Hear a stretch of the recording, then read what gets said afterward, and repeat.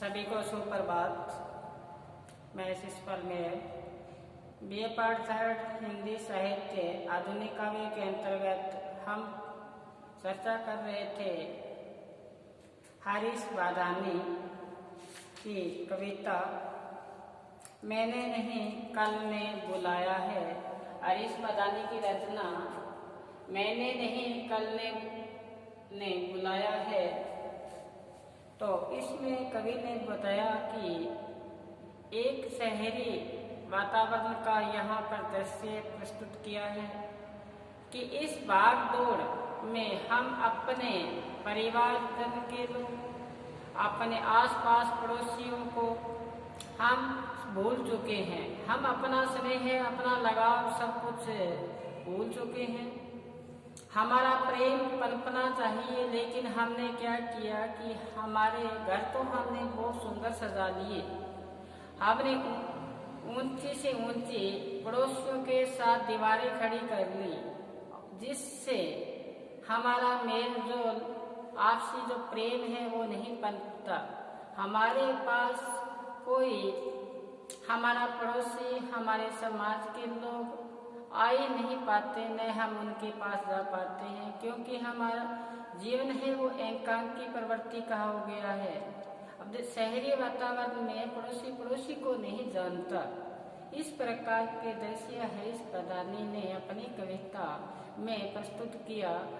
मैंने नहीं कल ने बुलाया है। कवि ने कहा कि मैंने नहीं, आने वाले समय कल ने आपको बुलाया है कि आपकी ऊंची ऊंची दीवारें, सजावटी जो आपके दरवाजे हैं, उसको तोड़ने के लिए कल ने छेनी लेकर आया है जो आपके दरवाजे तोड़ दे। क्योंकि आपकी प्रवृत्ति ऐसी हो चुकी है कि दिन भर कार्य करते हो, कार्य ऐसे करते हो कि मशीन बन चुके हो। जब ऐसे कार्य करते हो, शारीरिक थकावट के कारण आप जैसे ही संध्या होती है घर पे आ जाते हो। घर पे आते ही चारपाई पे मुर्दे की भांति लेट जाते हो। तो आपका जो लगाव है किसी के साथ वो नहीं है, इसलिए छेनी के द्वारा आपकी दीवारों को तोड़ने के लिए कल ने बुलाया है। फिर बताया था कि आदमी में दीवार है, आदमी में दीवार है। बहुत महत्वपूर्ण पंक्ति आई। आदमी में क्या है? दीवार है। कोई किसी से मेल जोल नहीं रखता, बस अपना ही स्वार्थ सिद्धि के कारण अपने आप को अपने घर के अंदर, चार दीवारी के अंदर बंद कर लिया है। तो आदमी में क्या होगी? दीवार हो गई है।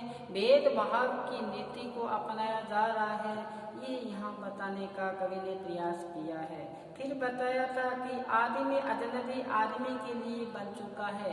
एक आदमी दूसरे आदमी को नहीं पहचान पाता, अपना जीवन व्यतीत करता है तो एक अजनबी की भांति जीवन व्यतीत करता है। इसी भांति व्यतीत करता हुआ, दिन भर कार्य करता हुआ, एक थका हारा अपने चारपाई पे आके, अपने सैया पे आके लेट जाता है मुर्दे की भांति। क्योंकि सांस भरकर भागते बाजार मिलों, सारा दिन शहर में इस प्रकार से कार्य करते हैं जैसे मशीन कार्य करती है।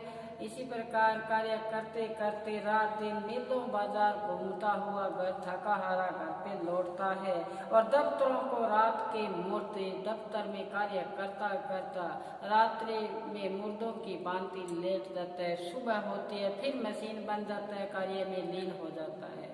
तो कवि यहाँ कहना चाहता है, यहाँ कवि ने ये बताने की चेष्टा की है कि कार्य तो करो, लेकिन जो कार्य करते हुए अपने पड़ोसी, अपने समाज, अपने रिश्तेदार, अपने भाई बंधु से क्या रखना चाहिए? स्नेह रखना चाहिए, लगाव रखना चाहिए, प्रेम होना चाहिए। वो प्रेम न होता हुआ एकांकी जीवन व्यतीत हो रहा है। वर्तमान शहरी जीवन में पनप रही जो एकांकीपन है, उस पर यहाँ मानवीय संवेदना प्रकट करते हुए कवि ने क्या की है? वेदना की है कि हम अपने आप को किस प्रकार से अलग भाव से जी रहे हैं। हमारे कवि ने इस कविता के माध्यम से सामाजिक यथार्थ की मार्मिक अभिव्यक्ति की है। अब जो इन कविता का जो शेष भाग है वो हम आज हम चर्चा करेंगे।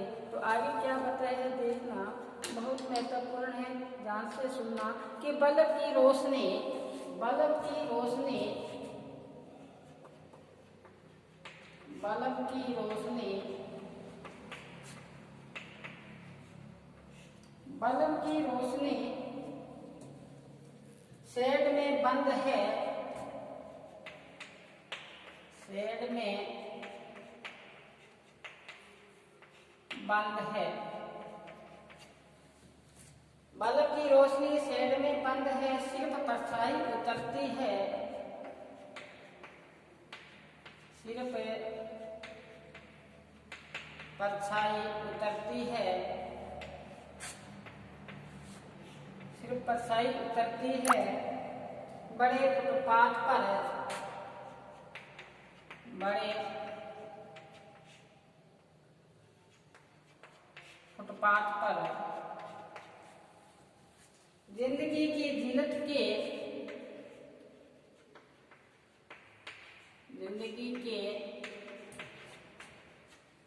जिंदगी की जिल्लत के ऐसे सफ़े तो पढ़ लिए,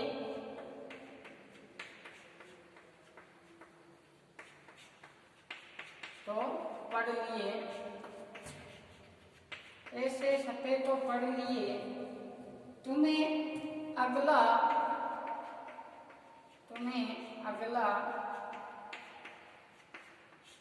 तुम्हें अगला सफ़ा पढ़ने बुलाया है,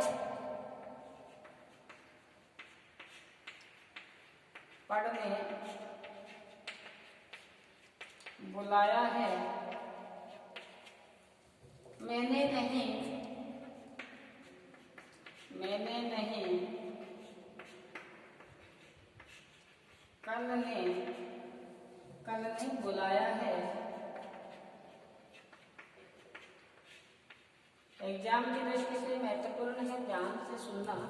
बल्ब की रोशनी, बल्ब की रोशनी शेड में बंद है, सिर्फ परछाई उतरती है बड़े फुटपाथ पर। तो कवि ने यहाँ पे क्या बताया है, वर्तमान जो सामाजिक जीवन में व्याप्त जो भागदौड़ है, व्याप्त जो भागदौड़ है और एकांकीपन को लेकर यहाँ पर चिंता व्यक्त की है। एकांकीपन को लेकर बहुत बड़ी चिंता यहाँ पे व्यक्त की है।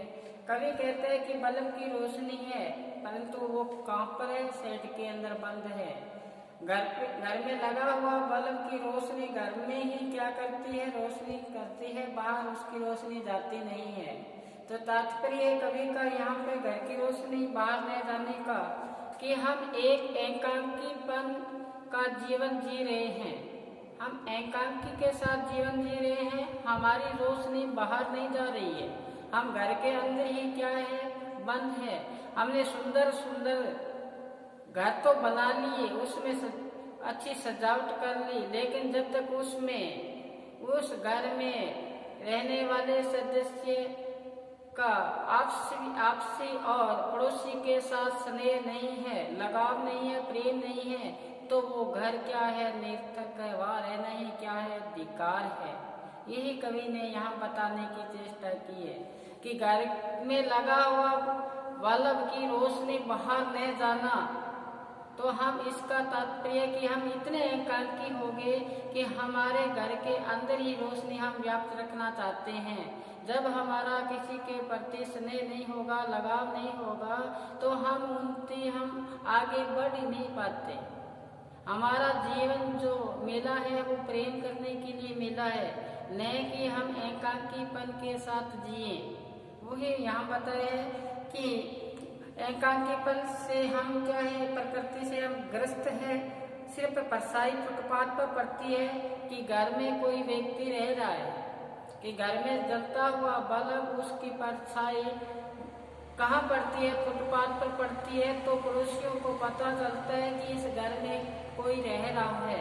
देखो कितनी गहन बात कवि ने यहाँ हरीश बादामी जी ने कही है कि घर में जलता हुआ बल्ब की परछाई बाहर पड़ती है, अपने पे उसकी क्या पड़ती है, रोशनी पड़ती है, तो उससे जो परछाई पड़ती है, वो फुटपाथ पर पड़ती है, तो पड़ोसियों को महसूस होता है कि इस घर में कोई रहता है।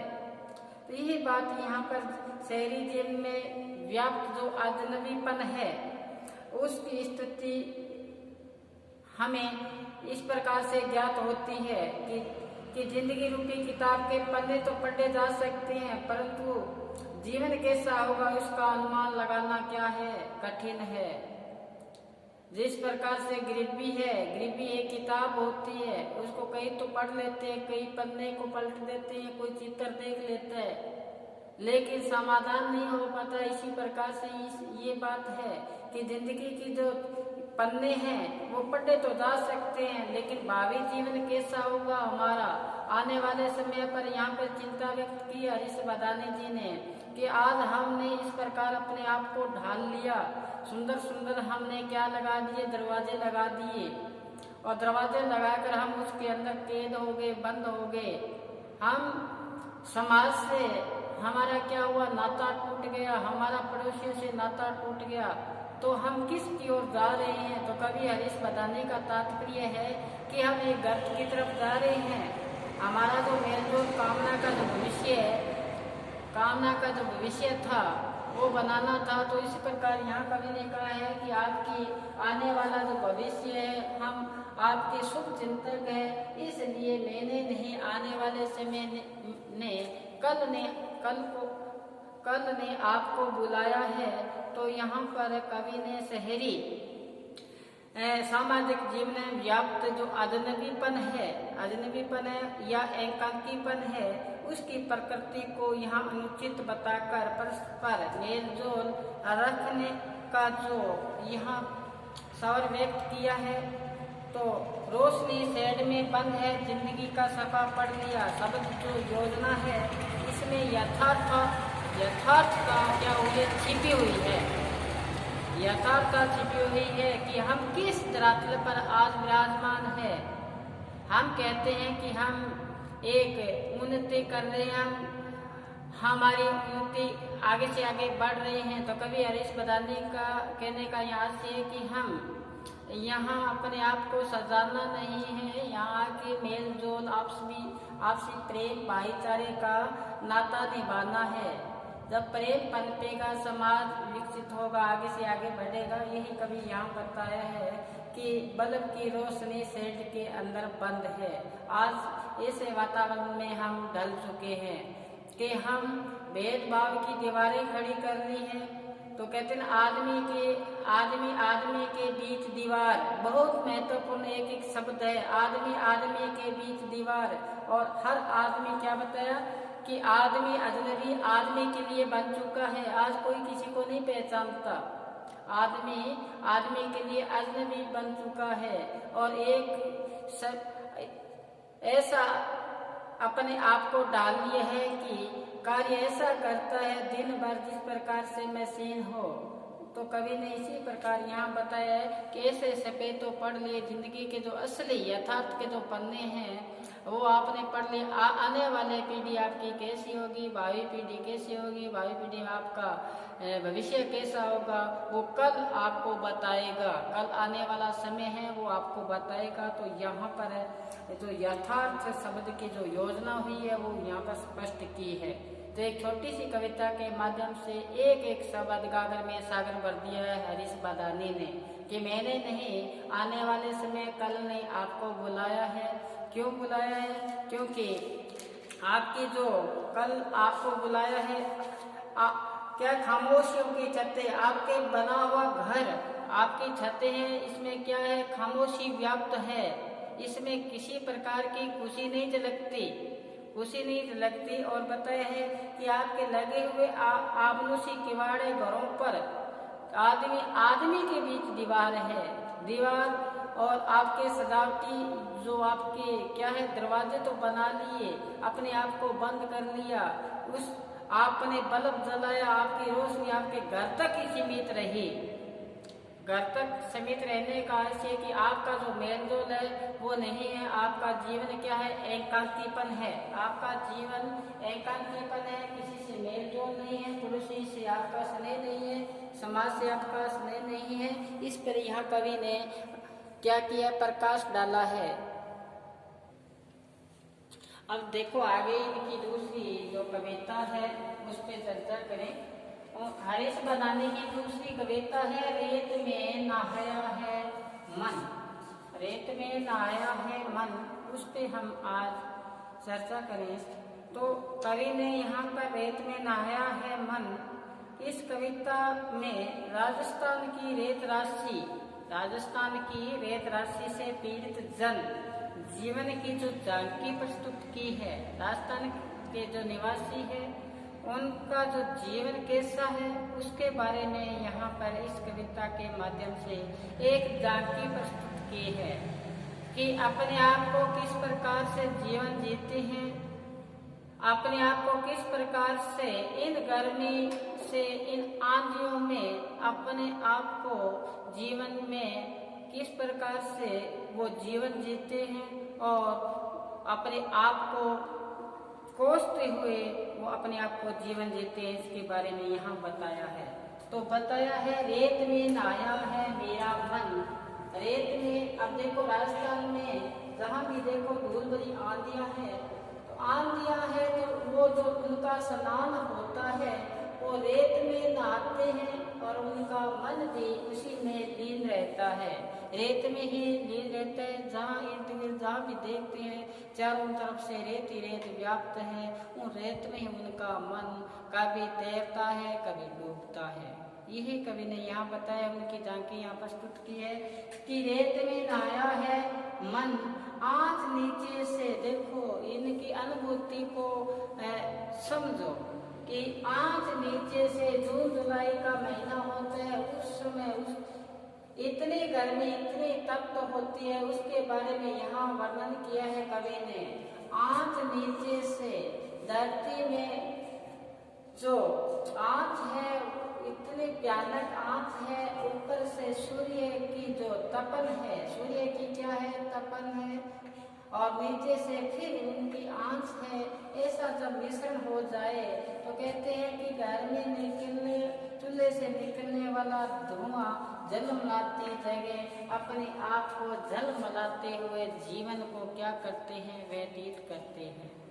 कि गर्मी के मौसम में यहाँ बताया है कि गर्मी में धरती में एक ऐसी तपत निकलती है, आंच निकलती है, और ऊपर सूर्य की आंच से अपने आप को झेलता हुआ जिस प्रकार से घर में निकलता हुआ धुआं चूल्हे से, वो कैसा उनका मन उसमें क्या होता है, धुएं से अभी झलमलाता है सारा उनका। वो कहते हैं वो पिघलती रहे बुदबुदाती रहे, कहते हैं उनका जीवन एक बर्फ की भांति पिघलता हुआ सा प्रतीत होता है या पिघल रहा है। जिस प्रकार से बर्फ को बाहर छोड़ दो धीरे धीरे पिघल रही है, इसी प्रकार उनका जो शरीर है वो भी क्या हो रहा है, पिघल रहा है। ये रेगिस्तान में रहने वाले, राजस्थान में रहने वाले उन लोगों के जीवन रेखा का यहाँ यथार्थ चित्रण किया गया है। तो कहते हैं रेत में नहाया है मेरा मन। कवि कहते हैं उनका मन है वो रेत में नहाया है, क्योंकि नीचे से तो आँच है, ऊपर से आग बरसती है, घर में निकलने वाला धुआं ऐसे झलमलाता है जिस प्रकार से जीवन रूपी उनकी बर्फ है वो क्या हो रही है, पिघल रही है। तो ये इनकी कविता थी। इनकी कविता का शेष भाग हम कल वीडियो में सप्रसंग व्याख्या करेंगे। आज बस इतना ही। घर पर रहें, सुरक्षित रहें और पढ़ते रहें। धन्यवाद।